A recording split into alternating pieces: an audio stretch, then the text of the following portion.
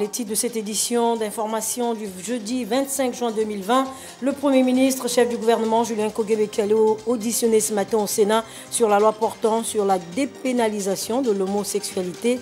Sur ce projet de loi, des voix se font entendre dans ce journal. L'Église catholique du Gabon donne son avis. Bonne nouvelle pour les apprenants avec cette reprise des cours dans les tout prochains jours. Le sujet a été abordé ce matin entre le numéro 1 gabonais et le ministre de l'Éducation nationale. La journée mondiale du vitiligo célébrée ce jour, c'est une maladie de la peau, occasion pour notre rédaction de jeter un regard sur les patients souffrant de cette pathologie. Et puis, nous parlerons également de ce litige foncier qui oppose les populations du quartier Malibé 2 à un opérateur économique. La médiation de la mairesse du 2e arrondissement a été sollicitée par les populations qui estiment aujourd'hui être lésées. Voilà pour l'ossature de cette principale édition d'information sur Gabon Première. Bienvenue à tous. Nous le disions tout à l'heure, le chef de l'État, Ali Bongo Ondimba, a reçu ce matin en audience le ministre de l'Éducation nationale, le professeur Patrick Daouda Mugiama. La reprise des cours dans les tout prochains jours a constitué l'un des principaux points évoqués au cours de ces échanges. Priska Mugula, Igor Ovunza. La relance des activités dans le secteur de l'éducation est imminente. Cette audience entre le chef de l'État, Ali Bongo Ondimba, et le ministre en charge de ce département exprime la volonté de la plus haute autorité du pays à faire de l'école une priorité malgré le contexte sanitaire actuel. Patrick Mugiama Daouda est venu faire le bilan de la stratégie de reprise des cours. Le président de la République, chef de l'État, m'a fait l'honneur de me recevoir pour faire le point sur la mise en œuvre de la stratégie de reprise des cours, puisque comme vous le savez, les établissements sont fermés depuis le 14 mars. Donc j'avais été très hautement instruit par le président de la République de mettre en place une stratégie pour la reprise des cours. Donc je suis venu lui rendre compte de l'état d'avancement de cette stratégie. La reprise des cours sur l'ensemble du territoire national est conditionnée par le respect des mesures barrières. D'autres modalités s'y ajoutent pour limiter la propagation de la Covid-19. Nous allons faire tout ce qui est prévu par le ministère de la Santé, par le comité de pilotage, mettre en place les conditions de respect des mesures barrières, la distance sociale qui passera par la subdivision des salles de classe, la distribution des gels, la désinfection des salles de classe, mais nous allons aussi réduire certainement les effectifs, ça veut dire que toutes les classes ne seront pas concernées par la reprise des cours et voir aussi dans quelle mesure le transport des élèves pourrait être pris en charge parce que il n'est pas facile de se déplacer dans le contexte que vous connaissez. Donc toutes ces questions-là ont été discutées et présentées au président de la République, à tout le moins les réponses qu'on apporte à ces questions-là pour une reprise des cours réussie. Durant la période de crise sanitaire, le gouvernement gabonais a développé des méthodes d'enseignement alternatives pour permettre aux élèves de bénéficier d'enseignements via la télévision, la radio et Internet. Pendant ce temps, les élèves en classe de terminale des établissements conventionnés qui doivent passer leur examen au mois de septembre sollicitent, comme c'est le cas de leurs congénères, la prise en compte de leurs notes trimestrielles. Ils l'ont fait savoir au cours d'une rencontre à laquelle ont pris part nos reporters Frédéric Yendamukula et Richard Moubiwa. Mine patibulaire, l'inquiétude de ces élèves de terminale demeure apparemment grandissante quant à la tenue du baccalauréat horizon septembre 2020. L'information qui nous revient aujourd'hui du lycée Blaise Pascal modifie à tout point de vue celle du ministre de l'Éducation nationale, c'est-à-dire tenir compte pour l'obtention du bac des contrôles continus inscrits dans les livrets scolaires. Et les candidats des établissements non homologués devraient désormais passer leur bac au mois de septembre. Et pourtant, ils sont arrimés aux mêmes programmes et curricula. Les établissements non homologués qui ne sont pas sous contrat, pour ceux de Libreville, sont affiliés à Blaise Pascal. Les candidats de ces établissements passent le bac en tant que candidats libres et régulièrement inscrits par un parcours complet. Tous ces établissements homologués et non homologués appliquent tous le même programme français. Une série d'interrogations aussi en rapport au cours en ligne édicté pour préparer l'examen. La situation sanitaire ne nous permet pas de retourner en classe pour bien assimiler nos leçons, car les cours en ligne ne sont pas aussi performants que les cours en classe. En prenant compte de tous ces paramètres, la perspective de décrocher notre baccalauréat est de plus en plus lointaine. Pourquoi nous obliger à subir une telle pression? Une situation plus que préoccupante qui devrait susciter la réaction des autorités de tutelle au regard des arguments quasi péremptoires évoqués par les jeunes apprenants. Ensemble, nous disons non au bac de septembre 2020. Et puis la gestion de la crise sanitaire Covid-19 a donc conduit à la suspension des cours depuis 4 mois déjà. Bien que l'on parle d'une probable reprise des enseignements dans les semaines à venir, eh bien, les établissements scolaires de Libreville se retrouvent actuellement dans un état d'insalubrité notoire. Une situation qui résulte donc du laxisme des responsables de ces lycées et collèges publics de la capitale. Le constat a été fait ce matin par nos reporters Henrik Bokoko et Victor Mundunga. Pernicieux décor des établissements publics de Libreville. Les herbes ont envahi les bâtiments et occupent désormais les heures de récréation en lieu et place des élèves. Avec la propagation de la Covid-19, le respect des mesures barrières nécessite pourtant que l'environnement immédiat des apprenants soit régulièrement entretenu. La façon dont les établissements sont entretenus, on se rend compte qu'il y a une négligence quelque part. Il faut d'abord une sensibilisation. Et non seulement ça, il faut une prise de conscience. Quand on parle du Covid-19, on fait allusion à la propriété. On nous demande de laver les mains, de se laver les mains, de mettre des bavettes et tout ça là, mais notre environnement même est sale. La construction des nouveaux bâtiments apparaît comme une exigence dans l'élan de dynamisation du système éducatif gabonais. À l'épreuve des faits, on constate que l'entretien de ces écoles peine à se faire ressentir. Il y a des égouts qui ne sont pas entretenus, il y a de l'herbe qui dépasse, des fils qui passent anarchiquement, mais c'est très dangereux pour nos apprenants. Et ce sont les tout petits, nos enfants. Non, on demande à l'État des efforts. Les hautes herbes ont élu domicile les périmètres des établissements publics. En l'absence des élèves dus à la Covid-19, les dirigeants de ces écoles ont sans nul doute mis le volet propriété en veilleuse. Ici, au lycée de Siban pour Gabon Première, Henrik Bokoko et Victor Mundunga. Merci à vous, nos reporters Henrik Bokoko et Victor Mundunga, pour ces précisions. Marraine de la 12e promotion des officiers lauréats du cours d'état-major de gendarmerie, le président de la Cour constitutionnelle, Marie-Madeleine Bourantso, a reçu une vingtaine de ses filleuls venant donc de plusieurs pays africains. Le point avec Max Olivier Obam et Tsam Eyogo. Les 20 lauréats de la 12e promotion du cours d'état-major de gendarmerie, baptisé promotion Marie-Madeleine Bourantso, et leurs formateurs ont été reçus dans la salle d'audience Marie-Madeleine Bourantso de la Cour constitutionnelle. Ils ont reçu des maîtres de la marraine d'importants présents avant de suivre avec attention ses conseils sur les missions de l'armée, le maintien de l'ordre public et l'inviolabilité du territoire.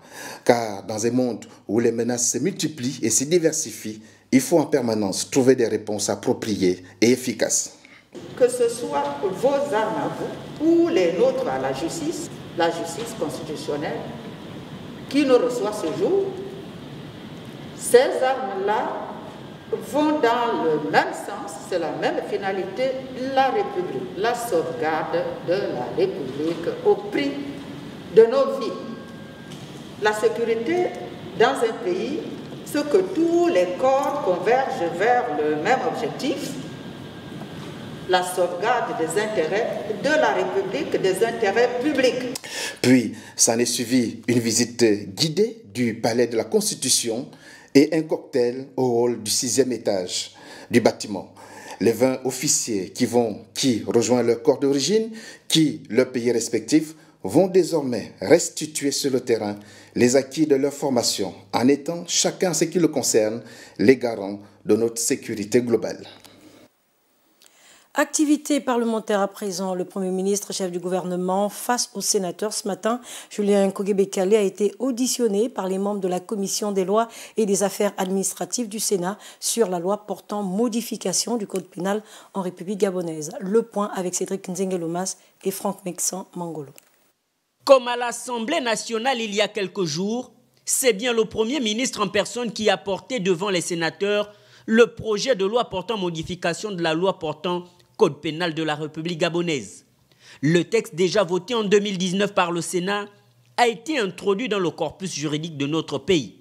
Pourtant, pour le gouvernement, son application a révélé, quelques mois seulement après son entrée en vigueur, d'énormes difficultés portant notamment sur la modification totale de la structuration du texte avec une nouvelle numérotation des articles, la légifération incomplète en matière de contravention, la présence des erreurs et omissions dans le contenu de certains chapitres.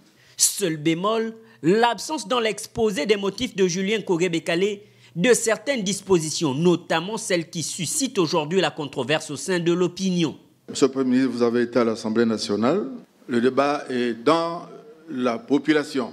Je m'attendais à ce que vous disiez, parmi ces changements et dans la proposition que nous emmenons, nous préconisons que l'alinéa 5 de l'article 402 soit supprimé. Cet alinéa dit simplement ceci, parmi ce qui est considéré comme des entraves aux mœurs, il y a les relations sexuelles entre personnes de même sexe. Le problème désormais clairement posé, le Premier ministre s'explique. Je ne suis pas venu pour défendre ce texte, pour défendre la pénalisation de l'homosexualité. Je suis venu pour défendre les modifications, 191 articles qui ont été modifiés. Bien sûr, nous proclamons également solennellement notre attachement aux valeurs sociales profondes et traditionnelles, au respect des libertés et des droits et devoirs des citoyens. Voilà, suite à cette loi sur la dépénalisation de l'homosexualité au Gabon, eh bien, les responsables de l'Église catholique du Gabon ont tenu à donner leur avis. Écoutons-les au micro de Kandi Mekui, Cyril Ngaleko et Médaringeng. Contenu dans nos diverses cultures qui célèbrent la vie, l'amour, la famille, nous disons non à la dépénalisation de l'homosexualité.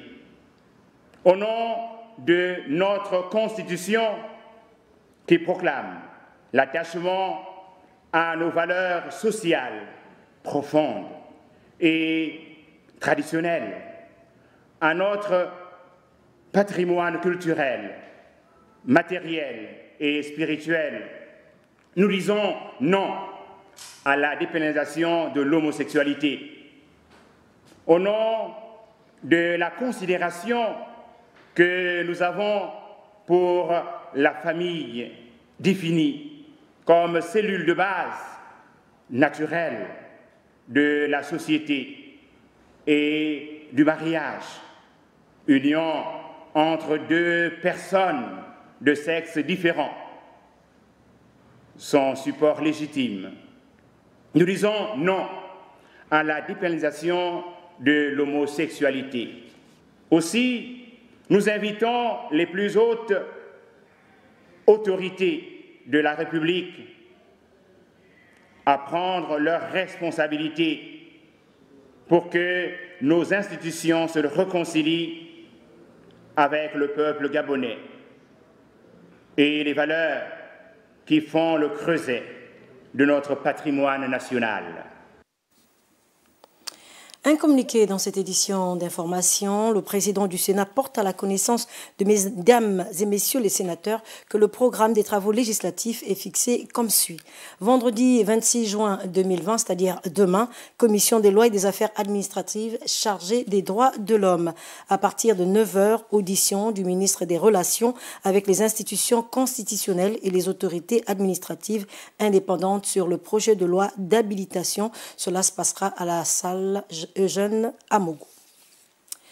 Après que le ministre d'État, ministre de la Communication Edgar Anissé-Mboumou Miyakou ait reçu il y a quelques jours les déflatés de l'agence gabonaise de presse, eh bien aujourd'hui il a tenu également à échanger avec les membres du syndicat national des agents de la communication publique Sinacop AGP. C'était donc ce matin que la rencontre a eu lieu en présence de Claude Boussougou Matumba et Rodrigue Simangoy. Une prise de contact entre le patron de la communication et le syndicat national des agents de la communication publique. L'agence gabonaise de presse connaît actuellement des difficultés liées à son fonctionnement. Il est question d'évoquer avec la tutelle les différents problèmes rencontrés par l'AGP. Plusieurs points sont passés en revue. C'est un moment pour nous de parler des difficultés et des défis qui attendent les agents de l'agence gabonaise de presse. Nous avons également évoqué la situation des déflatés en ce qui concerne les cotisations CNSS. Et le ministre a instruit les administrateurs concernés à voir le problème.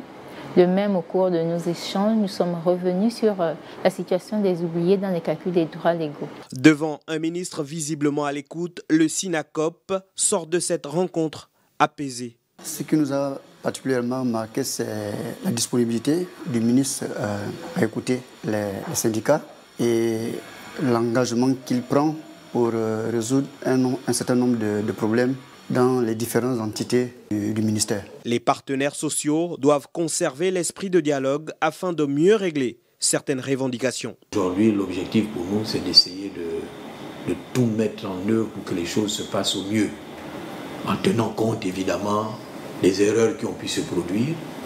Mais je crois que votre rôle, en tant que partenaires sociaux, c'est d'assister à la nouvelle direction générale. Dans les tout prochains jours, des solutions vont être trouvées et les partenaires sociaux pourront très certainement être satisfaits. Toujours concernant les syndicalistes, mais cette fois dans le domaine de la santé. Où en est-on actuellement de l'effectivité de la mesure prise par le chef de l'État Ali Bongo Ondimba sur le paiement des primes des personnels de santé? Cette question taraude les esprits et donc elle a constitué le point principal des échanges entre le ministre de la Santé, Max Limoukou, et les syndicalistes. Betty Nzembe, Gérard Magnenia pour en savoir davantage. Le président de la République a décidé lors de son discours à la nation du 21 mai 2020 d'octroyer une indemnité Covid-19 aux professionnels de la santé. Mais un mois après, aucun paiement n'est effectif, d'où cette rencontre du ministre de la Santé et les syndicats du secteur. Ce dernier rassure quant au règlement imminent de cette prime. Nous sommes en train de travailler de concert avec mon collègue de l'économie pour que cette indemnité soit payée le plus rapidement possible, bien sûr sous les hautes instructions du chef de l'État et du Premier ministre qui nous a instruits pour que assez rapidement cette indemnité soit réglée.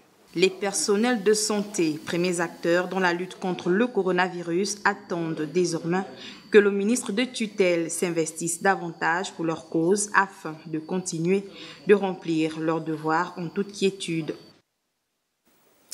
Toujours le ministre de la Santé, Max Limoukou, le directeur de la CNAMGS ont été auditionnés ce matin par les membres de la Commission nationale de lutte contre l'enrichissement illicite. Linda Nyumba Mungengi et Gérard Magnania nous édifient sur les points qui ont été évoqués au cours de cette audition.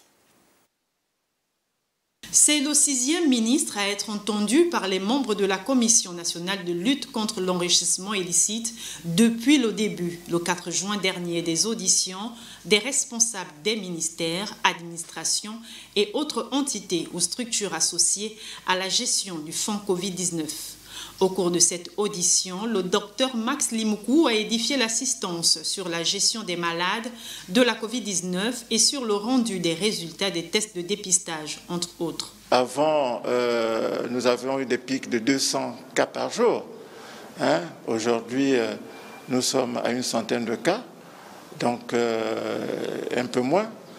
Donc la tendance est à la baisse. Il faut du temps pour qu'on aille en dessous de 100. Et je profite d'ailleurs de l'occasion pour demander à nos populations de respecter les gestes barrières parce que c'est le plus important. Se prêtant au même exercice, le directeur général de la CNAMGS a quant à lui apporté essentiellement des éclaircissements sur la gestion du fonds personnel du chef de l'État à l'endroit des Gabonais économiquement faibles. Nous avons fait le point sur le premier rapport.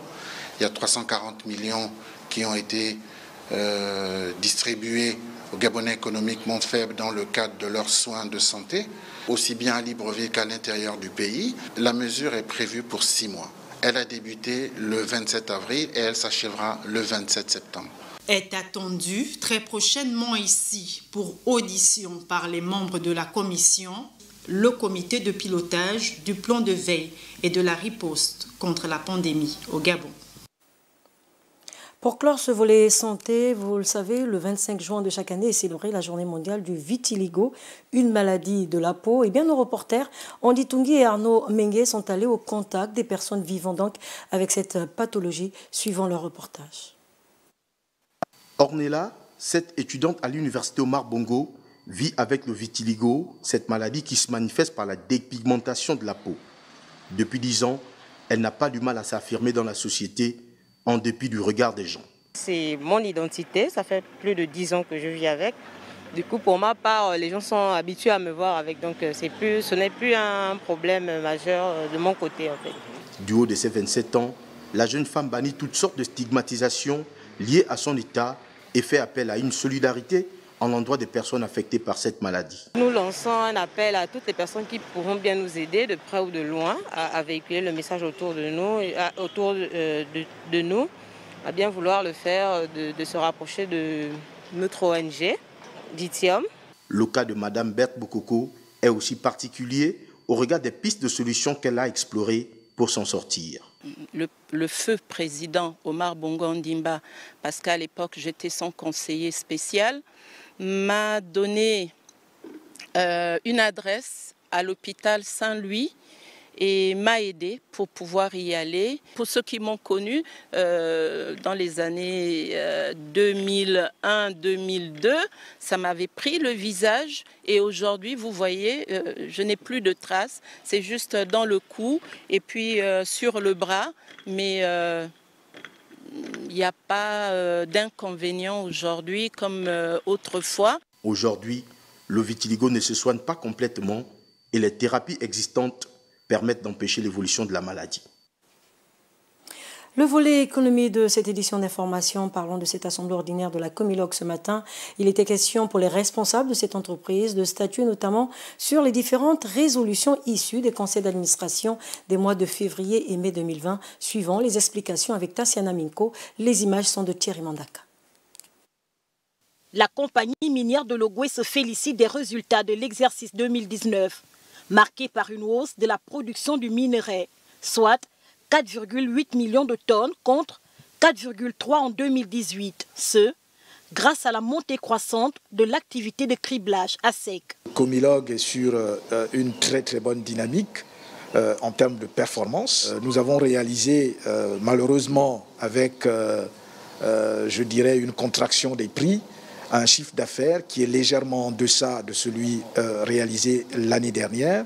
Nous avons pu réaliser à peu près 667 milliards de francs CFA de chiffre d'affaires et dégager un bénéfice d'à peu près 28,5 milliards de francs CFA.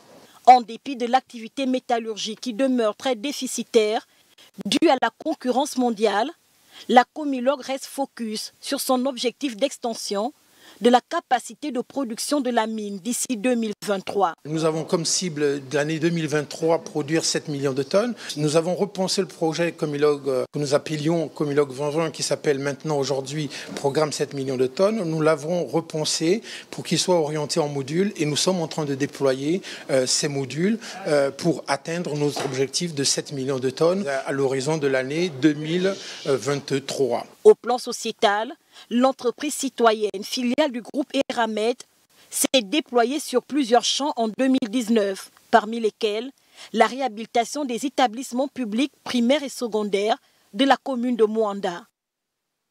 On en fait en image le ministre du Tourisme, Hugues Badinga Madia, a donc reçu justement les acteurs du secteur du tourisme et le nouveau guide sectoriel leur a donc été présenté à cette occasion, un guide qui doit permettre la reprise progressive des activités touristiques. Au cours de cette rencontre, eh bien, les chefs d'entreprise ont été encouragés par le ministre du Tourisme, Hugues Badinga Madia, en raison notamment des efforts consentis pour sauver leurs activités. Nous le disions au sommaire de ce journal, un litige foncier oppose actuellement les populations du quartier Malibé 2 à un opérateur économique. Au regard de la dégénération de la situation, eh bien, le collectif des populations de ce quartier ont donc sollicité l'intervention du maire du 1er arrondissement, Jean de Dieu Ogams Ngombi et Michel John Boudéa. Saisis en tant que médiateur du litige d'un titre foncier qui les oppose à un opérateur économique de la place, les populations de Malibé 2 ont été reçues par le maire du 1er arrondissement d'Akanda au cours d'une séance de travail pour tenter de cerner les différents contours de la question. Nous avons été effectivement reçus par la mairesse. La mairesse a la volonté de voir les choses évoluer. Et nous sommes tout à fait d'accord de ce qui a été envisagé. Mais nous ne pouvons pas, même si nous sommes les représentants, on ne peut pas décider. Donc il était question pour nous de répartir la base directement ce que les autres pensent. Ils sont plus de 300 personnes installées sur le site, d'où l'interpellation des autorités municipales. Dans la négociation, elle se présente comme l'interface entre pas nos adversaires, parce que nous sommes tous Gabonais, nous sommes tous citoyens. On n'a pas un challenge ici. Certainement, il y a eu des incompréhensions. Nous allons demander la base c'est le collectif. Donc ce qu'ils diront, nous allons revenir encore vers la maman, parce que c'est la maman aujourd'hui, elle est mairesse, elle est l'autorité, la première autorité de notre arrondissement. Mais, femme de grand cœur, nous allons revenir vers elle et en gros tirer et ficeler la conclusion ensemble. Les prochains jours restent déterminants et pourraient nous donner la suite. Et puis, cette note triste, c'est bien un dernier hommage de plusieurs personnalités de la République rendu à l'ancien Premier ministre Franck Emmanuel Lissoze Ngonde, décédé le 11 juin dernier. Plusieurs personnalités, comme je le disais, étaient présentes pour lui rendre ces derniers hommages. Andy Tungi, Arnaud Mengue.